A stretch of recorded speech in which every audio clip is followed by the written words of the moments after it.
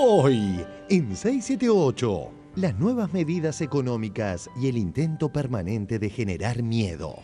Grupo Clarín este sábado. Hablamos con nuestro compañero Ismael Bermúdez, periodista obviamente de Radio Mitra, del diario Clarín. Imaginemos un escenario el día lunes donde, no digo todos, pero mucha gente más que lo normal saldría a convertir sus pesos en dólares y eso, digamos, provocaría o una suba muy fuerte de la cotización del dólar oficial. Grupo Clarín hoy. El dólar cerró hoy a la venta en 8,005, aproximadamente 8 pesos. Es decir que esto también nos da un poco el parámetro de que no hubo tanto movimiento en la City porque se mantuvo el precio del dólar tal como estuvo el día viernes. ¿Qué decían los economistas? ¿Qué decían los grandes especialistas?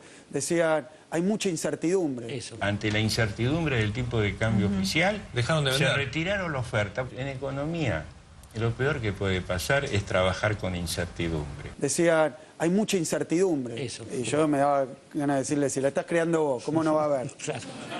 ¿Te enteraste de la incertidumbre?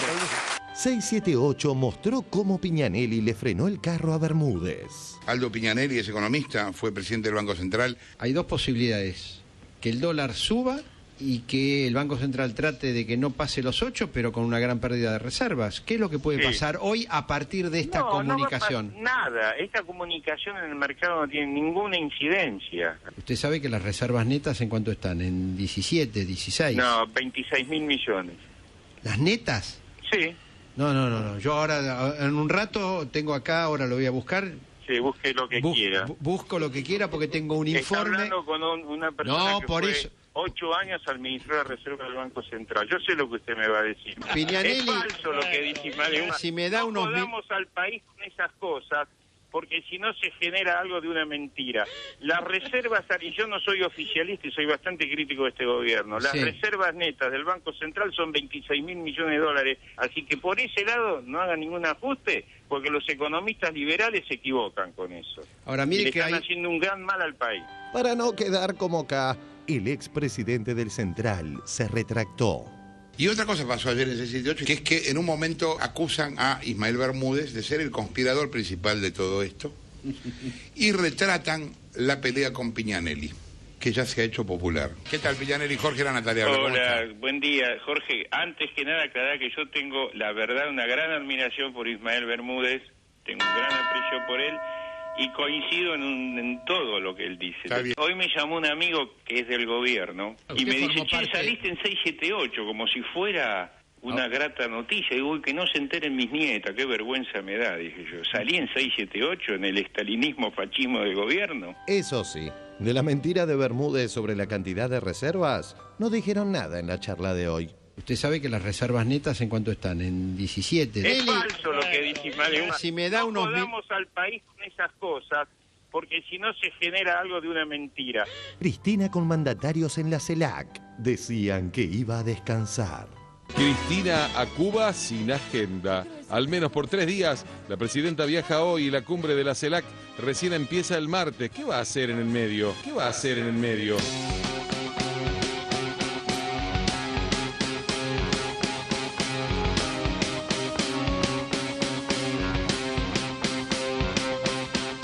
Pero minimizaron su reunión con Dilma. Fernández tuvo un encuentro con su homóloga brasileña Dilma Rousseff, donde manifestaron preocupación por los movimientos especulativos que se advierten en los países emergentes y analizaron otros temas bilaterales. ¿Qué va a hacer en el medio? Largas y lindas vacaciones de Massa. En el diario Clarín del 2 de enero, Sergio Massa buscará mostrarse activo este verano. Nada que ver con otros. Sus vacaciones serán más cortas, se lo verá menos en fotos playeras y más vestido con saco. Bueno, sin embargo, en los últimos días se lo vio en la playa y no precisamente con saco.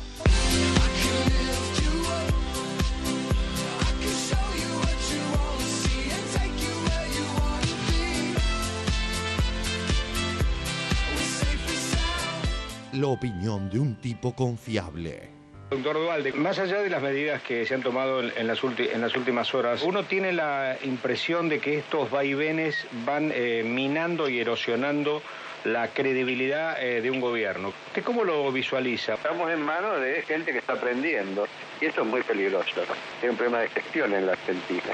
Es como un barco a la deriva, ¿no? Como un país atado con alambre el nuestro, ¿no? Una cosa. El que depositó dólares recibirá dólares. Lo que yo sabía del primer día, el dinero no está en el banco. Recibirá dólares. Estamos en manos de gente que está aprendiendo y eso es muy peligroso. Hay un problema de gestión en la Argentina. Todo pasa y todo queda, pero lo nuestro es pasar haciendo camino sobre la mar. Nunca perseguí la gloria, ni dejar en la memoria de los hombres de mi canción. Yo amo los mundos sutiles, ingrávidos y gentiles, como pompas de jabón. Me gusta verlos pintarse, de sol y grana volar, bajo el cielo azul temblar, súbitamente quebrarse. Nunca perseguí la gloria. Arranca 678. Un programa que no se mancha. Levantamos todos los días y despertar y darnos cuenta que somos músicos de rock, que era lo que nosotros queríamos ser desde que tenemos 6, 7, 8 años. Hace algún tiempo en ese lugar, entre los bosques se visten de espino, se oyó la voz de un poeta gritar.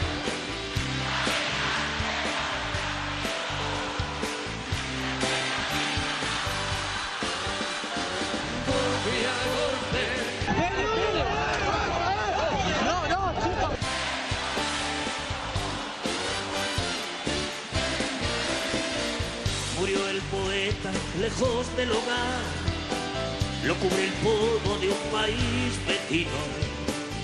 Al alejarse lo vieron llorar.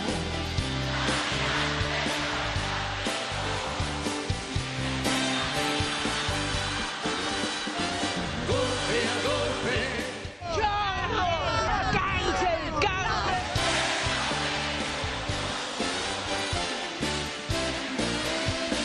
cuando el jilguero no puede cantar, cuando el poeta es un peregrino, cuando de nada nos sirve rezar.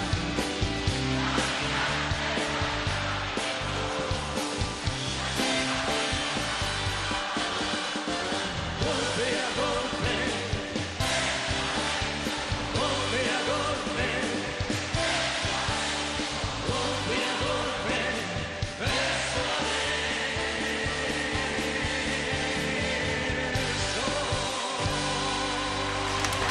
Algún tiempo en ese lugar,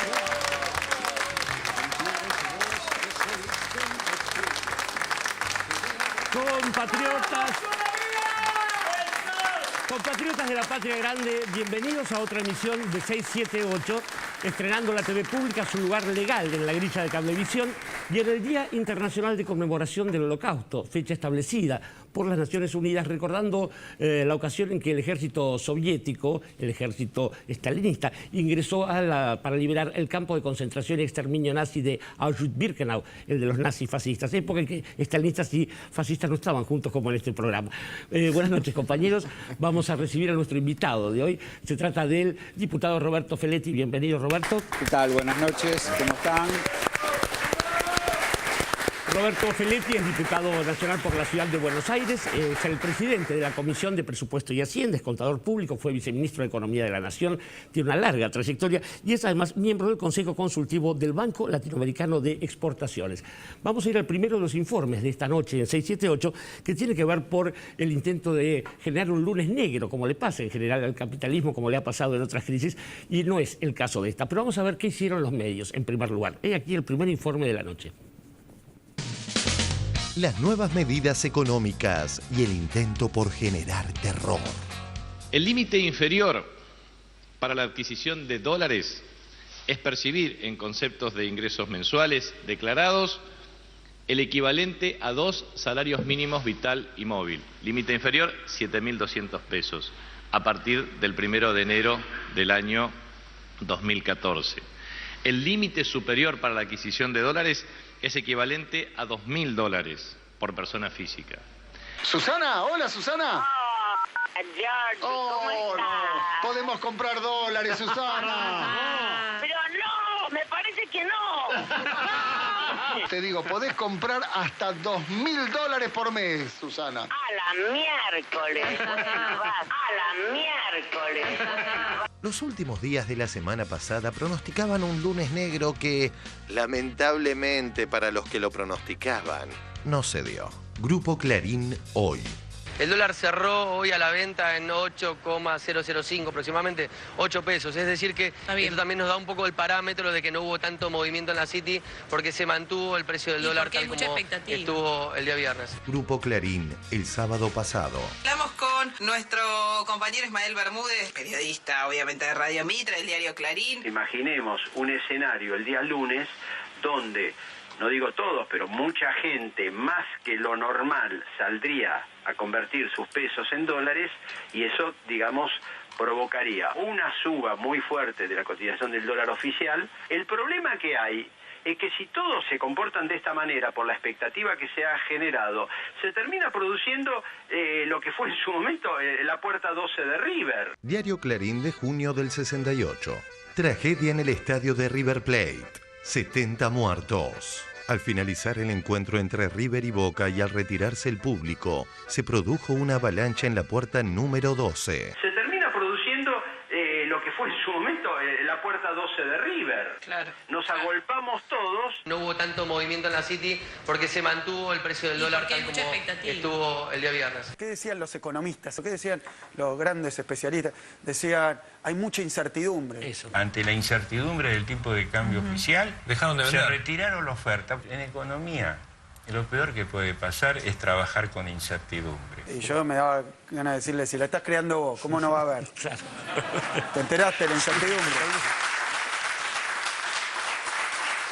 Decían, no, van a seguir devaluando. Y este señor Ismael Bermúdez, lo oí ahí a los 10 minutos, se va a disparar el dólar. Estamos en comunicación telefónica con nuestro colega Ismael Bermúdez. Bueno, esto va a disparar lógicamente todavía más aún la cotización del dólar oficial. Que un señor, después de decir esto fue una devaluación, pero se va a disparar. Están fogoneando esa mega devaluación que no tuvieron. A mí me parece la mayor similitud que encuentro en el día de hoy es con el Rodrigazo del año 75. Cuando decían, se viene el Rodrigazo, que lo dijeron una y 100.000 veces. ¿Se puede repetir el Rodrigazo? ¿Se puede repetir eso o no? ¿O esto es otra cosa? El Rodrigazo, ganancias y la batalla de fondo. Yo creo que eso encierra sus propias intenciones, son las ganas que tienen. El Rodrigazo fue una devaluación de 719%, eso fue el Rodrigazo. Pero no es que lo ven, lo quieren forzar. La verdad es que es difícil, porque pónganse de acuerdo, muchachos. Hace un tiempito decían que lo que había que hacer, el error era no habilitar la venta de determinada para tenencia. Ahora el error es haberla habilitado. La Nación del día viernes. El problema no es el cepo al dólar. Sin embargo, antes La Nación decía que el cepo era el problema.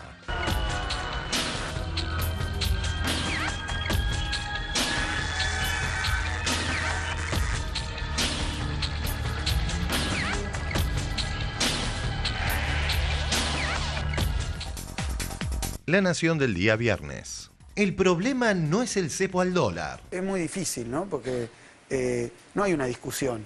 Hay una contradicción permanente, pero no producto de mentes conflictuadas que estén viendo si está bien o está mal, sino con una intencionalidad de decir que todo, hace años, que todo lo que hace el gobierno para determinados economistas y para determinados medios de comunicación, todo está mal. Con un dólar a 13, alguien se llenará de plata. Pero acá no hay empleo, no hay producción, no hay salario. con un dólar a 13. Porque después vienen las baterías de políticas que ellos dicen que hay que aplicar para evitar esto. ¿Y cuáles son? Bajar el gasto público, o sea, el ajuste, bajar los salarios, o sea, el ajuste, bajar el crédito, o sea, el ajuste, y eso genera desempleo, recesión, y ese es un país, convengamos, que a los 40 millones de argentinos, los deja fuera. Pero hay unos pequeños grupos minoritarios que se benefician mucho con esta política. El diario El Cronista Comercial de Narváez le mintió a su público diciendo lo siguiente. En elcronista.com de hoy, imparables, suben el dólar oficial y el blue tras los anuncios del gobierno. Perdón. ¿Por qué dice que está imparable el dólar oficial si cerró al mismo valor que el día viernes? Se mantuvo el precio del dólar tal como estuvo el día viernes. En la misma dirección de intentar meter miedo, hoy estaba esta nota. En infobae.com advierten sobre un posible estallido social en el país. Lo dijo Agustín Salvia, sociólogo de la Universidad Católica Argentina. Ajá. Y retratan la nota con una foto del 2001. Los que dicen que ahora estamos cerca del estallido, en la época de la Rúa decían que estábamos bárbaros y así terminamos. El presidente Fernando de la Rúa estuvo en una gira en Davos, una gira que dicen fue absolutamente exitosa. Durante el fin de semana, el presidente Fernando de la Rúa tuvo una agenda muy agitada en el Foro Económico de Davos. Se saludó con Bill Clinton, que recomendó invertir en el país, mientras el Fondo Monetario Internacional elogió el plan económico, remarcando la importancia de la reforma laboral, avalando la rapidez con que el equipo económico argentino actuó para llegar al acuerdo. Quiero decirles que venimos muy contentos. En el diario La Nación de enero de 2000. Davos, primer test para De la Rúa. Viajó al importante Foro Económico Mundial, donde hablará pasado mañana. Elogio al país de JP Morgan. La imagen que le devuelve el espejo de Davos 2000 fue abiertamente favorable. La imagen que le devuelve el espejo de Davos 2000 fue abiertamente favorable. También en la misma sintonía del miedo, veamos lo siguiente. Está todo tan mal también, porque todo se mezcla, digo, con la desesperanza. Todo se quema hoy. Pero eso no está bien, eso no es normal. Hay que recordar lo que decían nuestros abuelos. El ahorro es la base de la fortuna. Totalmente. Una sociedad que deja de ahorrar es una sociedad que deja de crecer. Esto se traslada a los precios. El comerciante, que dice, hubo una evaluación del 16%, entonces mis precios aumentan el 16%. Miente y roba, porque el componente importado le puede variar en esa proporción, pero lo además es su ganancia una parte, y son salarios que no están dolarizados, y son tasas de interés que no están dolarizadas. Así que miente y roba. En un rato veremos en 678 cómo los precios cuidados se siguen respetando con un alto porcentaje de acatamiento, al igual que la semana pasada.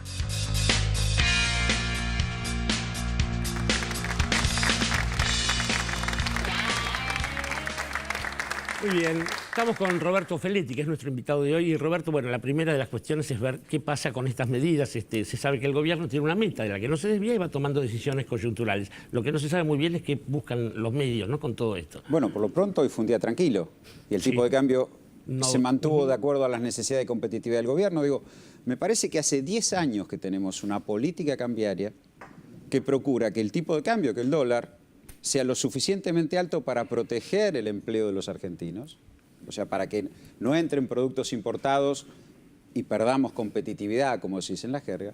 Y la segunda discusión es que tampoco procura que ese manejo cambiario deteriore el salario, porque no queremos ser competitivos con salarios baratos. Y esa es la defensa. Digo, yo creo que hay que entender muy bien que este manejo cambiario, en ese desfiladero estrecho en que se manejó el Banco Central todos estos años entre empleo y salario, y es un orgullo decir que es entre empleo y salario, le ha permitido a la Argentina exportar autos, exportar industria, con salarios bien pagos. Y eso es un orgullo para la Argentina. Y lo que hemos hecho es llevarlo a otro nivel de competitividad, porque es cierto que hay tensiones con las economías regionales, y es cierto que también en este devenir y en este derrotero se ha perdido un vector de competitividad, que es la energía, digamos, la pérdida del déficit de divisas, no de generación de energía, porque se genera la que se necesita, pero hay que importar más. Esa pérdida, bueno, hace que se vengan estas tensiones, porque los empresarios dicen, Ah, bueno, si no hay energía barata, quiero el otro vector de competitividad, quiero salarios baratos. Y esto es lo que el gobierno ha venido defendiendo, ¿no? Y ha ajustado la tasa. Es la primera vez que frente a una restricción externa, donde vos tenés más vencimientos de deuda, donde vos tenés desequilibrio de energía, donde vos tenés un escenario en el mundo, sobre todo en Europa, al cual le llevas el 20% de tus exportaciones, que se retrae, el gobierno no ajusta golpeando el salario. Digo, ajusta con la tasa de ganancia. La respuesta frente a la compresión de la tasa de ganancia es, bueno, freno la inversión y te subo los precios. Esta es la pulseada que hay hoy. Pero el gobierno ha defendido la competitividad de la economía argentina, perdiendo uno de los vectores. Mientras tanto, expropiamos YPF, no es que no hizo nada, expropió YPF y va a tratar de recuperarlo, y las proyecciones son que lo va a recuperar. Mientras tanto, está defendiendo empleo y salario con la política cambiaria. Esta es la gran pulseada. Lo que hoy yo he visto generaría para dos debates en el informe. Uno lo de Ismael Bermúdez. Ismael Bermúdez yo lo vengo escuchando muchas veces, lo escucho hace muchos años, y él es muy crítico de la industria. Esa es la otra cosa que aparece ahora. La industria es la gran demandante de divisas en este país. Nosotros tenemos problemas del sector externo porque la industria automotriz demanda divisas, porque la industria metalúrgica y sobre todo la de Tierra del Fuego demanda divisas. Siempre la industria en la Argentina demandó divisas, siempre demandó dólares para insumos, siempre pasó. Con una mejora hoy, que esa industria exporta, con lo cual genera también divisas.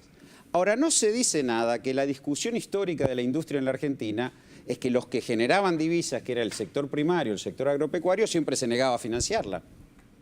Entonces hoy tenemos que es muy culpable el industrial que demanda divisas, pero no es culpable el que acumula soja en un silo bolsa en un campo, y de Ismael Bermúdez no dice nada de eso. Ahora, yo no lo sé, en esa tensión. Pero ¿cómo se puede ser crítico de la industria? ¿Por qué se puede ser crítico? Y hemos tenido dos procesos de industrialización gravísimos, uno en el año 76, 82, el 83, periodo de la dictadura, y otro con la apertura de la convertibilidad. En ambos casos hubo apertura y desindustrialización.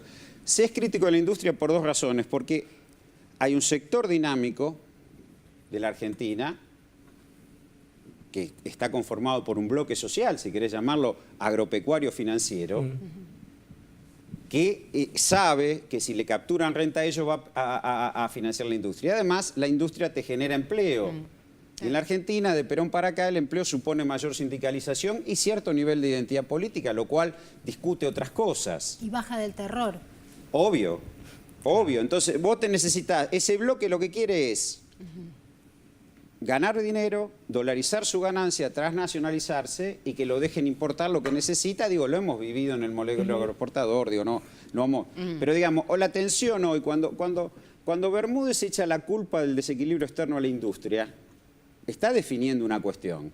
Mejor que no haya industria, no tenemos desequilibrio externo. Cuando Salvia dice que estamos al borde del estallido social y habla y compara con la década del 90, yo traje unos números, si me permiten, los tengo que dar, por favor. Por eso los traje. Sí. Digo, en el periodo 92-2001, o sea, la década del 90 más hasta llegar a la crisis del 2001, el país creció un promedio de 2,6%, 2,6%. El crecimiento promedio entre el 2003 y 2012, o sea, esta década, fue del 7,1%, o sea, casi más de 3 veces. El desempleo, durante la década de la convertibilidad, para llamarla eufemísticamente, arrancó en el 7% en el año 92, terminó en el 17,4% en el 2001. O sea, subió casi 10 puntos y se mantuvo en 2 dígitos desde el año 94 con 11, 17, 15. En el 2013 ese desempleo que viene con 17,2 empieza a bajar hasta llegar al 6,8 hoy en día y se mantiene con un dígito. Entonces yo comparo la década de la convertibilidad con la década, si querés llamarla ganada, donde la tasa de crecimiento de la década ganada es 3 veces la de la década de la convertibilidad por año promedio, pero además el desempleo es muchísimo menor, pero además construimos un nuevo estado de bienestar donde la cobertura previsional, que era del 67%, hoy llega al 92%, y donde además no estaba la asignación por hijo que cubre el salario familiar de los informales. Entonces, ¿cómo alguien que dirige un observatorio de la Universidad Católica puede decir que era mejor para combatir la pobreza crecer poco, tener desempleo y no tener protección social? ¿Cómo puede afirmarse eso?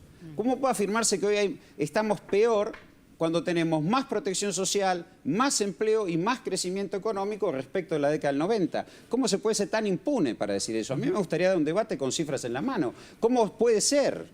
Digo, ¿y cómo puede ser que alguien ataque la industria? Digo, detrás de toda esta discusión está en juego el modelo que se ha construido en estos años, con más componente industrial, con más bienestar social, con menor desempleo, con mucho menor desempleo, y con esta política que dice, bueno, frente a la restricción externa, frente a la volatilidad externa, frente a los problemas del mundo y frente a los problemas nuestros respecto de, por ejemplo, un vector de competitividad que es la energía, ¿qué hacemos?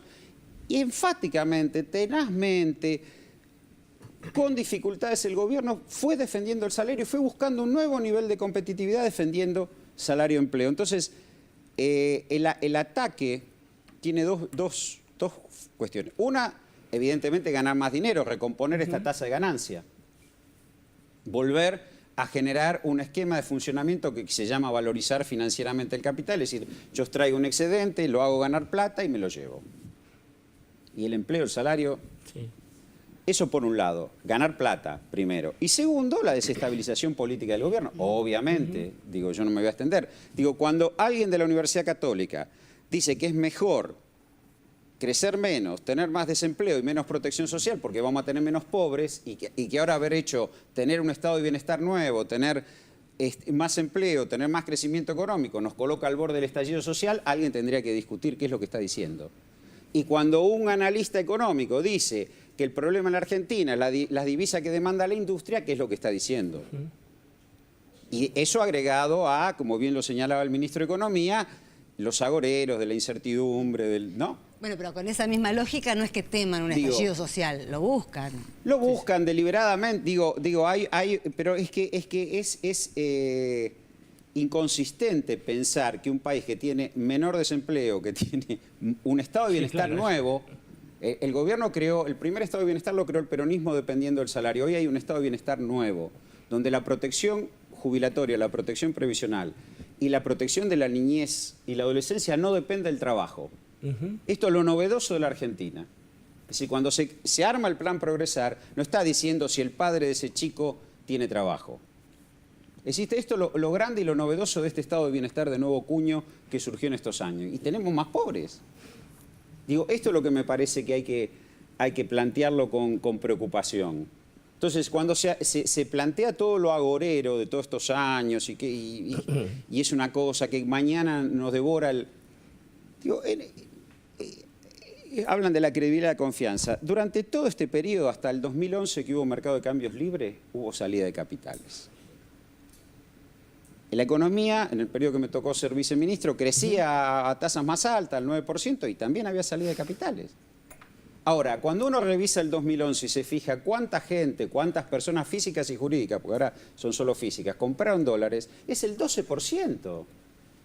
Claro. Entonces, digo, ¿qué es lo que estamos...? Acá hay un bloque de poder que está desesperado por recomponer ganancias. Porque es cierto, en estos 2 años...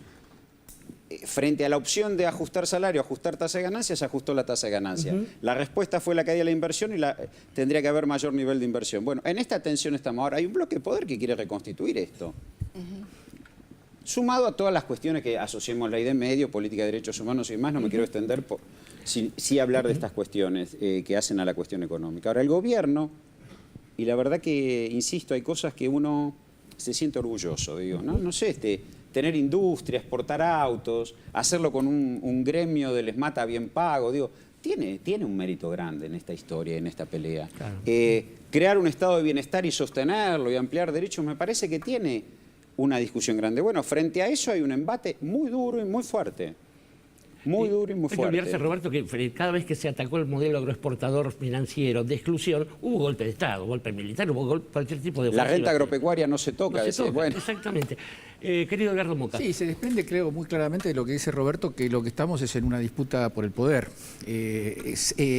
Digamos, la lógica es la pelea por la tasa de ganancia, pero la propia pelea por la tasa de ganancia está subordinada a la pelea por el poder, que Roberto llamaba la desestabilización. ¿En qué sentido está subordinado? Que nosotros vemos que cambian rápidamente de cassette.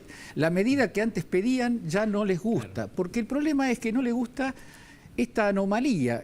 Roberto hablaba del estado de bienestar. El estado de bienestar desde fines de la década del 70 se viene destruyendo en todo el mundo y nosotros pasamos por una de las formas más arteras y más y brutales también, ¿no? Más inmisericordias de la destrucción del estado de bienestar. Ahora, lo que pasa en nuestros países, y particularmente en el nuestro, es que hay una reconstrucción del estado de bienestar que, puesto en términos políticos, ¿qué es? Que no mandan los dueños del capital, que las decisiones se toman en sede donde la soberanía popular se hace oír a través de las elecciones. Eso es lo que quieren revertir. El nudo que ata todo esto es el poder, y la cuestión de las maniobras económicas siempre está en esa lógica subordinada a la idea de la desestabilización. Estas cosas del estallido social, hace unos días veíamos las elecciones anticipadas. Es decir, esto, cualquiera que haya vivido en este país, qué sé yo, desde los años 60 hasta acá, esto es una especie de matriz que se repite cíclicamente. Y la diferencia, creo yo que es muy importante, porque uno dice, bueno, va a pasar lo que pasa siempre. Bueno, en principio hay dos diferencias muy grandes. Una es, digamos así, objetiva, la consistencia macroeconómica, un conjunto de variables muy sólidas. Pero la otra es la voluntad política, porque ¿qué es lo que ocurrió? Lo que ocurrió en el 75, lo que ocurrió en el 89, lo que ocurrió en el 2001. Los gobiernos van cediendo a las presiones de los grupos de poder, de tal manera que se aíslan, y ahí sí es el estallido social. Cuando se les da todo a los que piden todo a cambio de gobernabilidad, después terminamos como terminamos. Yo tengo mucha confianza que ese camino no se recorre. Roberto dijo... Sí. Le quiero hacer una pregunta a Roberto. Estos días me acordé, sobre todo recorriendo las tapas de estos últimos 15 días de los diarios, porque el fin de semana es obvio, hubo una medida que se esperaba, hubo una puesta en funcionamiento, o sea que el tema estaba, pero todos los días anteriores la verdad es que no, y sin embargo venimos de por lo menos el 16 de enero hasta acá con una tapa atrás de la otra. Me acordé mucho de lo que se ha discutido hasta el cansancio en periodismo en términos de qué significa determinada etapa en determinado momento, de aquel anuncio de ámbito financiero en el 85 cuando anticipó 24 horas la puesta en marcha del Plan Austral. Eso, aparte de una primicia, sabemos que en esas 24 horas algunos o alguien se hizo muy rico y otros no. Lo que yo te quiero preguntar es, teniendo en cuenta esa etapa de la que no pude olvidarme en todo el día, es si en esta ocasión... También anticipó el corralito, te digo. Bueno, recordando. También. Comparando, entonces, lo que te quiero preguntar es, si en esta ocasión todas estas tapas, hablando puntualmente de los medios, son más para que algunos ganen ese dinero que quizá no están ganando en demasía como en otra oportunidad, o si en realidad es preparar un clima para otra cosa. Un poco lo dijeron tanto vos como Edgardo, pero yo quiero, si vos podés... Son ambas cosas. Pero ¿cuánto de cuánto en esta oportunidad? Porque creo que es diferente. Mirá, a ver, en estos momentos hay una tenaz pelea por recomponer niveles de rentabilidad altos. A ver, cuando alguien invierte, por ejemplo, para focalizar cuánto y cuánto, alguien invierte, alguien trae una máquina e invierte. Dice, bueno, $100 vamos a ponerlo para hacer. Bueno, si yo quiero ganar sobre esa inversión, recuperarla en 3 años, tengo que ganar 33% en dólares por año, 1/3 por año. Si yo quiero recuperarla en 10 años, tengo que ganar un 10%. No es lo mismo. La volatilidad financiera es ganar rápido y mucho. Entonces ahí es donde Ismael Bermúdez, que era la puerta 12, que todos querían salir por el mismo lugar. Claro. Bueno, ahí es donde empieza la discusión de la tensión cambiaria. Todos quieren ganar rápido y mucho, y entonces se aglomeran contra las reservas del Banco Central. Entonces, esa es una discusión. Y la otra discusión es la desestabilización de un conjunto de medidas. ¿Por qué? Porque este gobierno, entre las muchas cosas buenas que hizo, instaló otra discusión. Que las reservas internacionales, las reservas del Banco Central, que son la moneda con poder cancelatorio internacional, son de todos los argentinos y las maneja el Estado. Antes las reservas internacionales eran el reaseguro de la fuga de estos momentos, que mandaba el mensaje y salían todos corriendo y el central vendía. Ahora el gobierno dijo, las reservas son para pagar deuda, las reservas son para equipar el país, las reservas son para defender la moneda. ¿Entendés? Ese es el cambio sustancial. Ellos necesitan asaltar las reservas. La convertibilidad duró hasta que se llevaron 20.000 millones de dólares de reservas. Si se hubiera dejado flotar el tipo de cambio en el 99 con 30.000 millones de dólares de reservas, a lo mejor no hubiera habido muertos en la calle en el 2001. No es un tema menor, ¿eh? No es un tema menor como la manejan. Ellos es la forma de realizar sus ganancias, son las reservas centrales. El gobierno dijo no. Vamos a ir ahora justamente, Roberto, en el segundo informe, a qué pasa con los especuladores y por qué estos cambios de humor, ¿no? Vamos a este informe donde vamos a poder seguir más lógicamente el tema. El rumbo de la economía, las especulaciones de los mismos de siempre y los repentinos cambios de opinión. Antes de ver lo prometido, es difícil dejar pasar la falta de respeto de Telenoche hacia con Kicillof, solo porque el ministro de Economía no es neoliberal.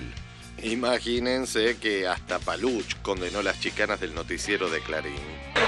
Miren, los mismos que nos dijeron durante 10 años que el dólar valía $1, son los que hoy nos quieren convencer de que vale 13.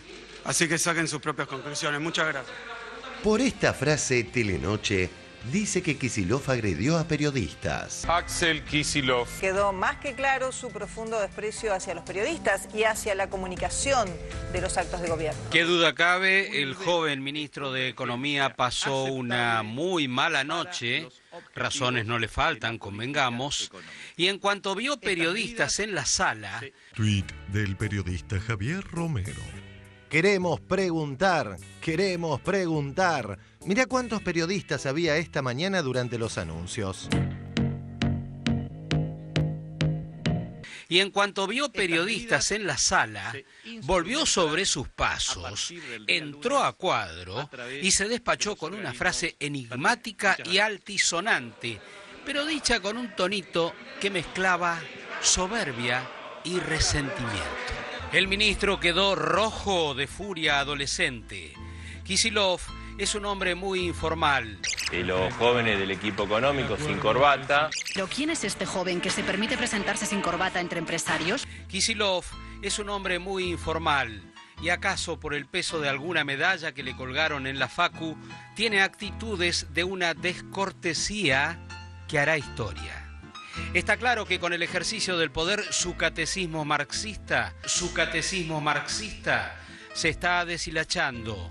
Pero fiel a los mandamientos del espacio político que lo sedujo, hace un culto de la bravuconada y tiene la lengua rápida para la descalificación y la falacia. Para agredir a periodistas, el sarcasmo que usa para sus pavotas batallas personales es tan desagradable. Las reacciones de los medios, incluso los medios irrespetuosos, ¿no? Porque decir que yo la verdad que más allá del cargo que ocupo, decir que pavote, desagradable, no sé, la verdad es que ya es un nivel de grado de agresión bastante fuera de lugar. Yo no había visto el informe, fuera de lugar. Que a mí el informe de Telenoche me pareció una porquería.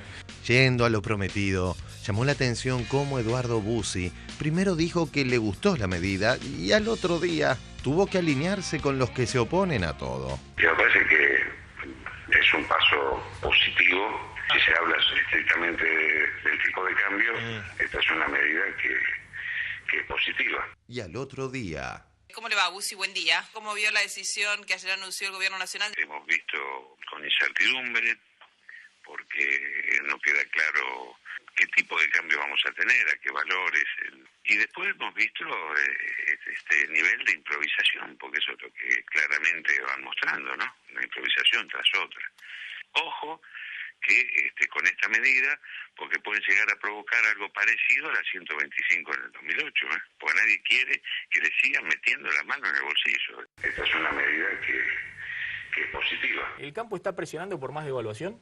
A ver, se está reteniendo cosecha que debe estar entre las 15 y 20 millones de toneladas, que a razón de 500 de soja, ¿no?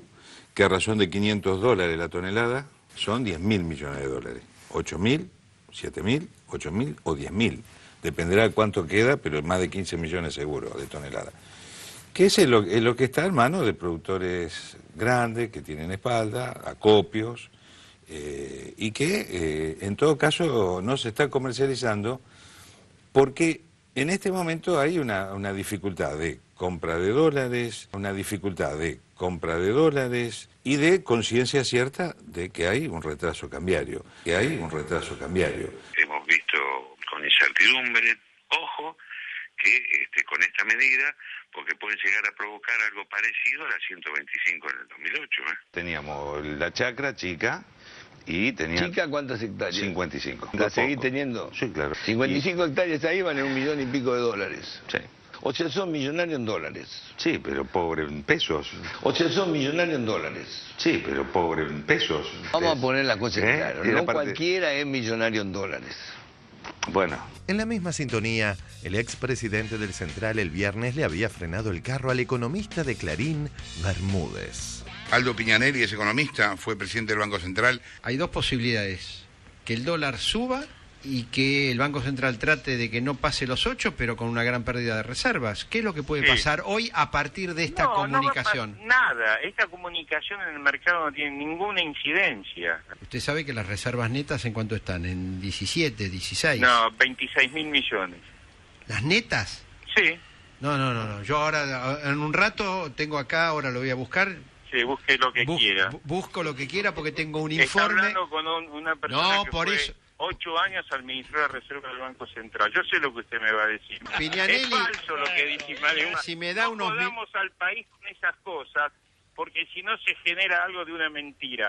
Las reservas, y yo no soy oficialista y soy bastante crítico de este gobierno, las reservas netas del Banco Central son 26.000 millones de dólares, así que por ese lado no hagan ningún ajuste, porque los economistas liberales se equivocan con eso. Ahora mire le que están haciendo un gran mal al país. Increíblemente hoy, para no quedar como K, porque 678 reflejó su discusión con Bermúdez, Piñanelli se retractó. Y otra cosa pasó ayer en 678, que es que en un momento acusan a Ismael Bermúdez de ser el conspirador principal de todo esto y retratan la pelea con Piñanelli, que ya se ha hecho popular. ¿Qué tal, Piñanelli? Jorge Era Natalia. Hola, buen día. Jorge, antes que nada aclarar que yo tengo, la verdad, una gran admiración por Ismael Bermúdez, tengo un gran aprecio por él y coincido en todo lo que él dice. Usted sabe que las reservas netas, ¿en cuánto están? En 17. Es falso lo que dice Ismael. Si me da no jodamos al país con esas cosas, porque si no se genera algo de una mentira. Y coincido en todo lo que él dice. Hoy me llamó un amigo que es del gobierno y me dice, che, saliste en 678, como si fuera una grata noticia. Digo, que no se enteren mis nietas, qué vergüenza me da, dije yo. Salí en 678, en el estalinismo fascismo del gobierno. Eso sí, en ningún momento de la charla de hoy aclararon que Bermúdez había mentido con respecto a las reservas del Central. Tampoco hablan en Clarín ni en ninguna usina opositora de esta bicicleta financiera. ¿Qué hizo el sector financiero ante esta medida de no habilitar la venta de dólares para determinados fines, ¿no? ¿Qué es lo que hizo el sector financiero? Armó un banco central paralelo. ¿En qué consiste? Que el que quiso sacar dólares del país y el que quiso comprar dólares en el país desde 2011 hasta ahora lo pudo hacer a condición de ser un pez gordo. Bien. De ser parte del capital concentrado, de estar en el sector financiero y mover grandes sumas. Con acciones, con títulos que se venden acá, allá, sofisticación financiera, consiguieron sacar, miren las cifras, 15.000 millones de dólares y traer más o menos un valor equivalente. Por $1 que muchos no mencionan porque es el de ellos, que se llama contado con liqui. No quiero ponerme a explicarlo, pero es con títulos de bolsa. Entonces armaron un banco central paralelo que manejan ellos. Miren qué negocio, con una brecha cambiaria, con todo eso. Y después armaron el Blue, un mercado mucho más chico, pero que marca políticamente cómo está el país aparentemente, o cómo quieren que esté. Y después otros sectores exportadores se sumaron a movimientos especulativos, que es lo que decía Echeverre, que prácticamente los llamaba a especular en lugar de producir. Y lo han hecho porque hay muchas hojas sin vender en Silo Bolsa, lo decía también Bussi, a confesión de parte, relevo de prueba.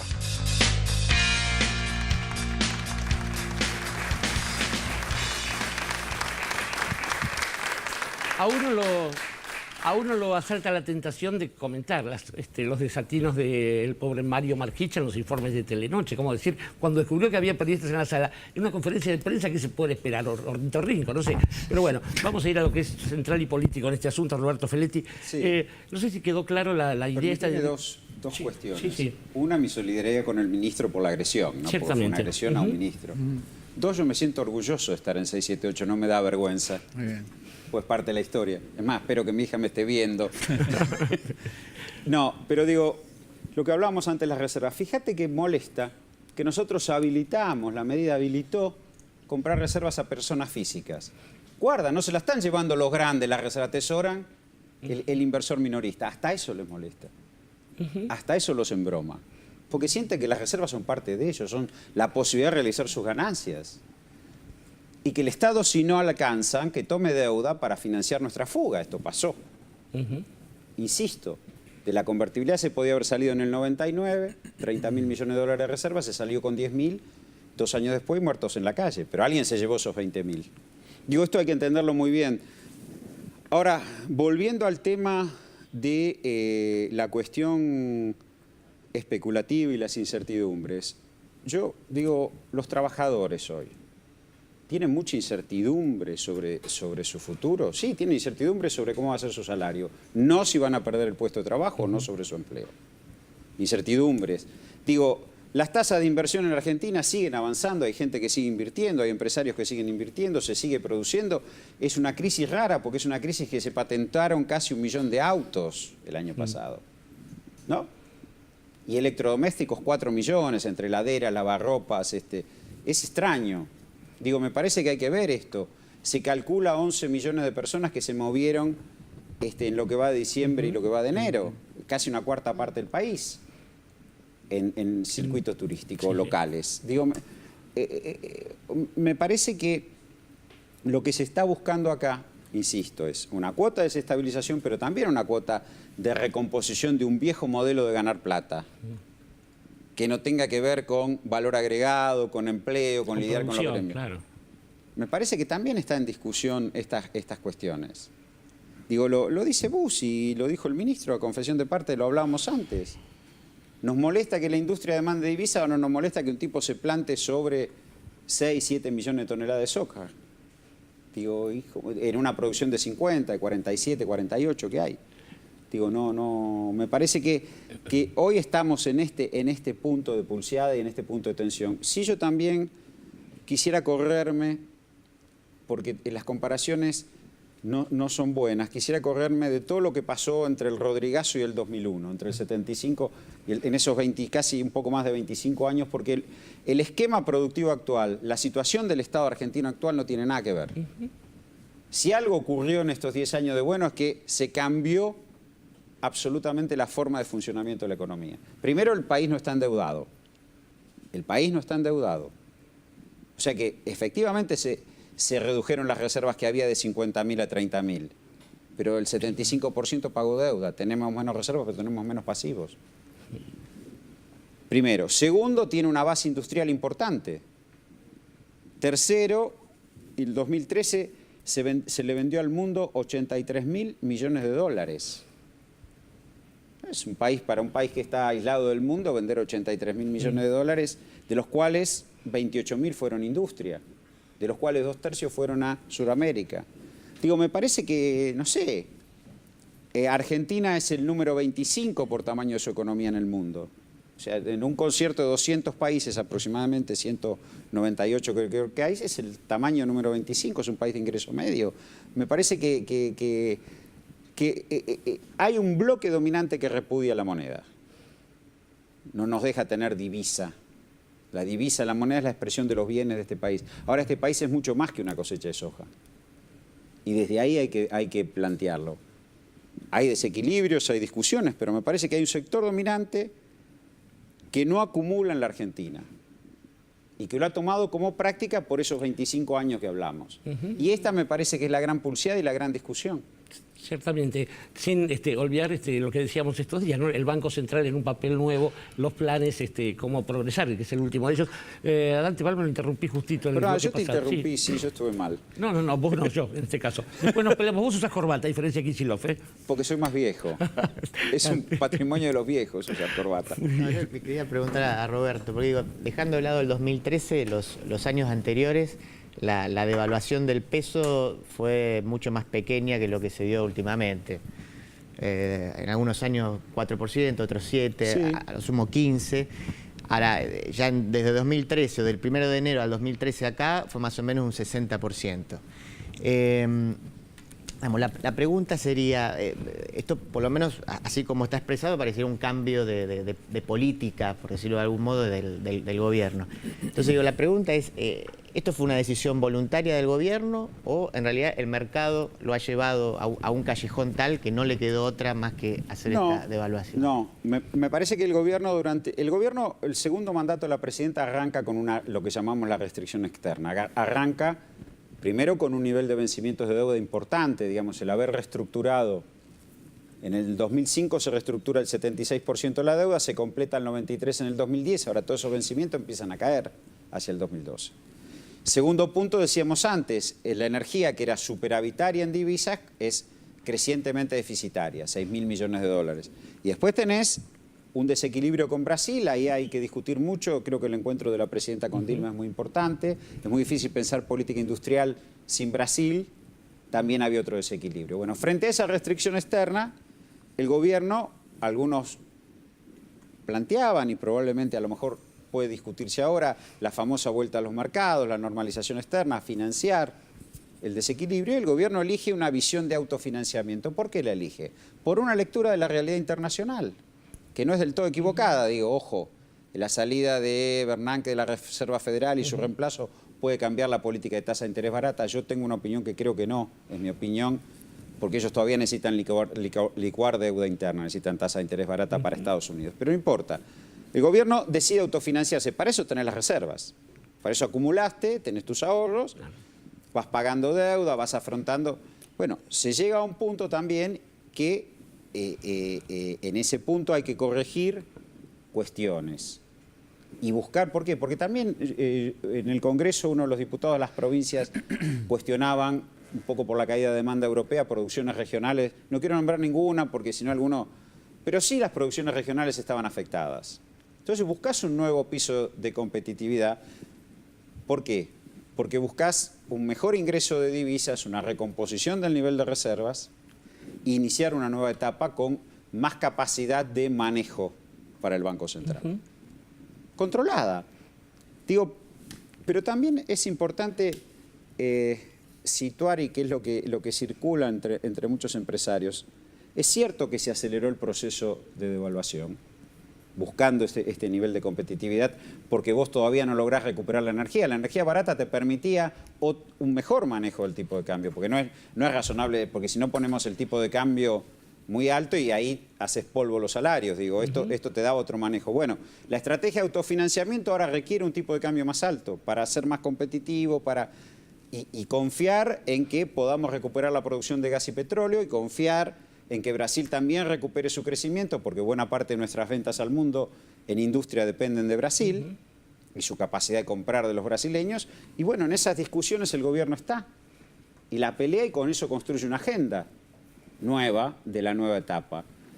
Si vos medís cuánto creció el salario del 2003, salario promedio de la economía, acá vas a ver que es casi 20 veces respecto a la tasa de evaluación. Eso es lo que se cuestiona. Que el salario creció muy por arriba, contra una tasa de evaluación del 180 y pico %, tenés un salario que creció casi en promedio, ¿no? El salario medio 3.200%. Esa es la gran discusión que hay hoy. Digo, estas curvas circulan entre los empresarios. ¿Cómo fue el salario medio, cómo fue el salario mínimo y cómo fue la curva de evaluación? Entonces, quiero decir, Argentina no busca competitividad contra el salario. Busca con la calidad de sus recursos humanos, para eso hay 9 universidades públicas nuevas, busca competitividad con la energía, busca competitividad con los recursos naturales, busca con la inserción internacional, pero no contra el salario. Bueno, en este momento, un mejor manejo de la etapa actual, que es la conclusión de un periodo de autofinanciamiento, es llegar a un nuevo nivel de tipo de cambio que preserve sobre todo empleo. En esta discusión estamos hoy. Del otro lado tenés los que te quieren borrar del mapa, digo, y por el otro tenés un sector industrial que también requeriría un mayor nivel de compromiso con este esquema, ¿no? Digo, la famosa discusión de la burguesía nacional la vamos a aplicar acá, pero digo, me parece que eso también está. porque se beneficia. Perdóname, que tenemos a Perdóname, Sandra. Orlando. Sí, Sandra, querida. sí, retomando el tema del que estás hablando, del empleo, yo dos cuestiones. Por un lado me preguntaba, bueno, si los trabajadores y específicamente si los dirigentes sindicales estarán a la altura de este desafío, estando en juego lo que está en juego, por lo menos tal como nosotros vemos la película. Y porque además me llamó mucho la atención que Rajoy, nada menos, esté preocupado en términos de empleo y desempleo, que esté preocupado Rajoy por la situación argentina, que sale hoy en los diarios, su preocupación, y no de la propia, que es mucho más acuciante. Pero anudado con esto, y también por algún tuit de la presidenta de hoy, yo tengo la sensación de que han empezado a jugar, a diferencia por ahí del 2008, jugadores transnacionales, que en esta movida, en lo que se detectó el otro día de Shell y del HBC, que ahora no se ponen de acuerdo si fue Aranguren el que le pidió el precio o el HBC le ofreció ese precio, el hecho de que no sea ilegal, de que se hayan podido comportar ese día como si fueran una transnacional y un banco extranjero, una autoridad monetaria de un país, ¿cómo nos protegemos para que no vuelva a suceder algo por el estilo? Bueno, son los precios de la globalización. La forma de protegerte es las regulaciones que el gobierno hasta ahora ha plantado. Lo que pasa es que es cierto que, bueno, vos pensá que el volumen de activos financieros en el mundo global es mucho más que las reservas que se acumulan en los bancos centrales, con lo cual los ataques especulativos contra las monedas tienen viabilidad. Si eso agregás que hay más o menos 150.000 millones de dólares, según dicen, de argentinos fuera de este país, también genera esas tensiones. La respuesta es fortaleza macroeconómica, un ordenamiento, por eso un nuevo nivel de tipo de cambio, un ordenamiento fiscal y monetario nuevo y regulaciones. Tantas más regulaciones podrás sostener, además de la macroeconomía sólida, cuanto más poder político tengas. Esto también la población lo tiene que tener en claro. Es decir, la capacidad de los estados-nación, después de los procesos de los 80, de regulación financiera que se aceptaron en los 90, frente a la volatilidad del mundo, son sus reservas, su línea de defensa. Y una macro sólida. Eso impide ataques especulativos contra la moneda. Hemos logrado un mejor nivel de tipo de cambio, hay que buscar un mejor ordenamiento fiscal y monetario, y bueno, de nuevo estamos en condiciones de enfrentar esos ataques especulativos. Es mucho menos sencillo de lo que plantean algunos con respecto a la inflación, como si eso fuera un factor semejante al de la humedad. Orlando. Sí, siempre siguiendo tu análisis, ¿no? Que en general es compacto y esclarece muchas cosas, y digamos, termina con ese mensaje de incertidumbre, que igual va a seguir. Y acá viene mi pregunta, si las herramientas que tiene el gobierno, que vos explicás que son sólidas desde el punto de vista político-económico, desde el punto de vista monetario, de las reservas, eso está explicado, ¿tiene alguna debilidad en esa otra parte, anacronismo cultural o adicción al dólar que tiene parte de la sociedad argentina? Si bien vos explicás, el gobierno, el Estado, tiene las herramientas para contrarrestar o para avanzar sobre esos mismos ataques, si esa debilidad cultural que el ministro de Economía expresó precisamente acá y en su conferencia, en su entrevista en Página 12, puede incidir para amenguar la solidez del sistema de las herramientas técnicas. Mirá, lo que vos tocás es un punto muy importante, porque en rigor de verdad, el ciudadano común, el inversor minorista, opera traccionado por el comportamiento dominante. Y no lo quiero culpar, porque también él se ha defendido, digamos, acá vos tuviste una crisis dura en el 81-82, otra en el 89-90, otra en el 94-95 y finalmente el crack del 2001-2002. En todos los casos, el único refugio en ese marasmo era refugiarse en la moneda verde, porque se destruía, además de empleo y salario, la propia moneda. Digo, y es muy difícil explicarle hoy a un ciudadano, porque si uno no es muy crudo con la gente común, y no hay que ser así con la gente común, porque, digo, también hay una historia en la memoria, ¿no? El que se quemó con leche, etcétera. Es muy decirle, bueno, pero mirá, hoy no están dadas esas condiciones porque se han construido otras solideces. Hoy tenés otra gama de bienes que se producen en este país, tenés un país menos endeudado, no tenés problemas graves de empleo. Creces, además. Creces. Digo, esto es otro dato que pasa desapercibido.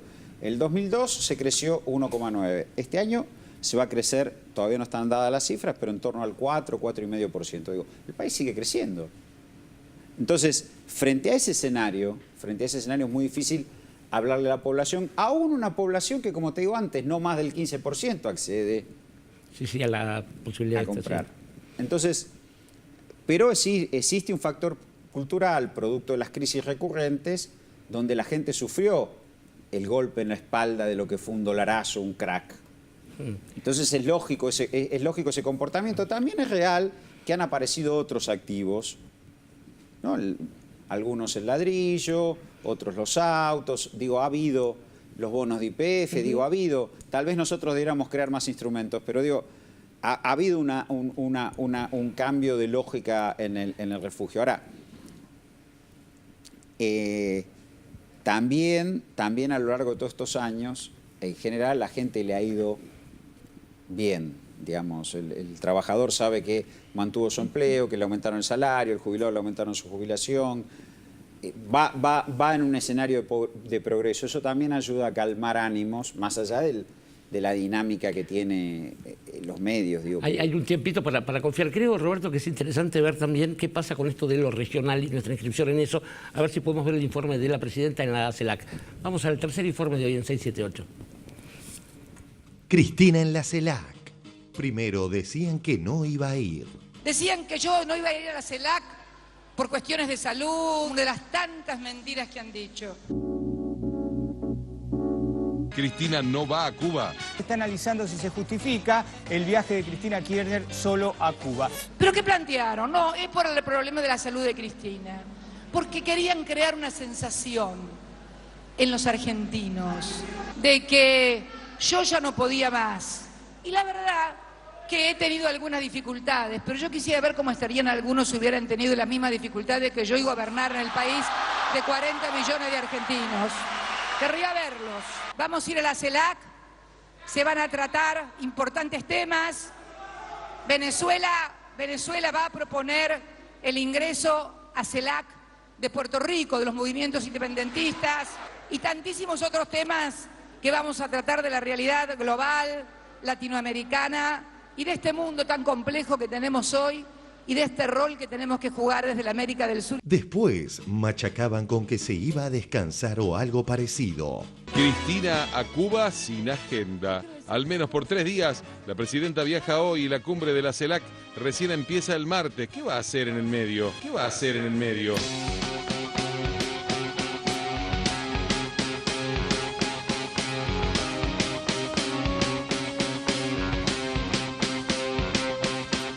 Y ahora ignoran su agenda y lo que allí se planteó. La reunión con Dilma Rousseff es muy importante. La relación con Brasil tendría que llamar bastante más la atención a todos los medios, porque debe ser muy útil lo que estas dos mujeres, las presidentas de Brasil y de la Argentina, conversaron en este encuentro de Cuba.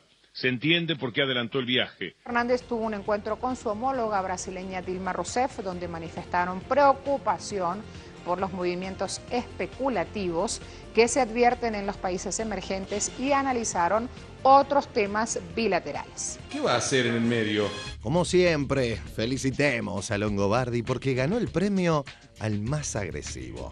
La cumbre del CELAC, que arranca mañana, tiene como uno de los temas centrales el problema de Puerto Rico, que es un tema fundamental para la Argentina especialmente, ¿no es cierto? ¿Ah, sí? Claro, imagínense la relevancia del asunto.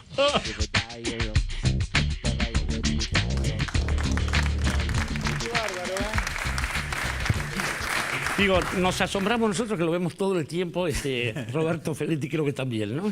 Qué bárbaro. Es muy difícil realmente con tanta mentira, tanta impunidad también, ¿no? Construir un país, construir una nación. Porque en definitiva, este es un grupo empresario nacional, ¿no? ¿Cuál es la apuesta? ¿Es un grupo empresario nacional? No sé, pero digo, por lo menos se venden así. El gran diario argentino, digo, pero no sé cuál es la apuesta. Yo, a ver, insisto, es muy importante pensar en este mundo la inserción internacional, y Argentina la tiene, y la tiene bien, y es muy importante pensarla en la región. 2/3 de industria se la exportamos a la región. Sobre 28.000 millones de dólares, 2/3 van a la región, no es poco. Digo, la patria grande es algo más que un discurso. Ciertamente. Digo, el intercambio regional en mediados de los 90 en Sudamérica, yo en esa época, ahora dejé de hacerlo, cuando estaba en el ministerio seguía todo el tema UNASUR, era más o menos 15.000 millones de dólares. Hoy está superando los 180.000 millones de dólares. Digo, la región es algo concreto, real de intercambio, tiene ecuación de alimentos, tiene ecuación de energía. Me parece que es cierto que la llegada de Dilma implicó un cambio en el rol de Brasil respecto de Lula. Brasil se reconoció más como una gran potencia, como un gran actor global, y nos dejó un poco de discutir en términos de la región un bloque, de construir y liderar, porque digo, lo pueden hacer ellos, un bloque regional, y esto me parece que es una discusión porque también lo ha colocado en una situación más débil frente a los movimientos especulativos. Un cambio en la tasa de interés estadounidense para Brasil es mucho más gravoso que para la Argentina. Por eso esa preocupación. Edgardo. Sí, a mí me parece que hay un punto en la agenda mundial, tomando esta importancia que decía Roberto que tiene lo de la UNASUR, que es que en el momento que vive el mundo, y particularmente Europa, hay una apetencia de mercados, tanto para el capital estrictamente productivo como para el capital financiero, y nosotros tenemos que... No sirve una estrategia, me parece, una estrategia exclusivamente nacional si no se articulan, y esa es la novedad que por lo menos desde los primeros años del siglo XXI empezó a aparecer. El Mercosur era antes concebido como como un área de libre comercio y empezó a pasar a tener un rol de otra naturaleza, pensando más en el desarrollo y en la regulación estatal a escala regional. Ahora tenemos otras herramientas, y no quiero dejar de decir que el CELAC es un símbolo de una época. Una reunión de todo el continente donde no van Estados Unidos y Canadá, y donde los países nuestros conversan horizontalmente sin tener que girar radialmente alrededor de la gran potencia mundial, me parece. Y hecho esta reunión en Cuba, ¿no? Digo, hay mucho peso simbólico de esto, y a mí me parece que esa es parte de las cosas que también tenemos que celebrar, ¿no? Argentina además protagonizando activamente, no mirando eso desde afuera, sino como núcleo promotor de ese tipo de iniciativas. Lo que en otros tiempos la OEA trató de no ver, lo está viendo América Latina. Vamos a ir al corte en 678, porque cuando volvemos tenemos nuestro activo relevamiento de precios aquí en La Patria. Ya volvemos. Nace un nuevo derecho en la Argentina, el derecho a progresar.